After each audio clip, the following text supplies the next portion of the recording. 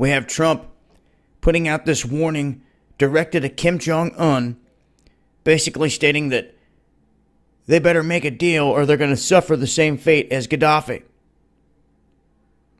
Now, I talked about everything that happened with Gaddafi in the past, but there seems to be some confusion, and it seems to be the norm anymore. Anytime something comes out, it's he said, she said, or maybe it's this, or maybe it's that. In this instance, Trump is saying, look, you're going to suffer the same fate as Gaddafi, citing the 2011 NATO intervention in Libya in support of an insurrection, which ultimately led to Gaddafi's murder at the hands of rebels that were supported by who? You know who, right there in the streets. Gaddafi, a man that did a ton for his people. We've talked about it before. What he did for people education-wise, the married couples, and the fact that he was wanting to create a gold standard for all of Africa. That's right, a currency backed by gold outside of the U.S. dollar. That's one thing they never want to mention.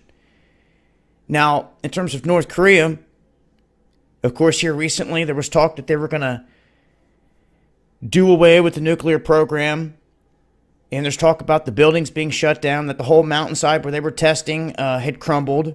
Now there's talks that maybe they're being influenced by China. I mean, it's a constant head fake out here with these controlled, establishment-controlled mainstream media outlets. Now, what's also said in this article was that Trump misquoted the whole situation, that John Bolton, that brought this whole thing up, was actually talking about the situation back in 2003, where Gaddafi had an agreement in December of 2003 to surrender his embryonic nuclear weapons program, which included allowing the uranium centrifuges to be shipped to the U.S. That is what people were saying he was citing when Bolton was referring to this. And then Trump, they said, cited a whole different event.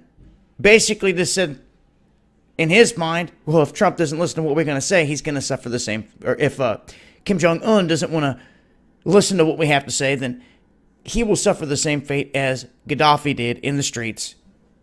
Of course, we don't see any protesting or anyone or anything in the streets countering the regime there in North Korea at all. So how that would all unfold would be completely different and obviously yet to be seen. But some of the things being said now in reference to all this, I wanted to make mention of it and let it be known. Going to leave a link.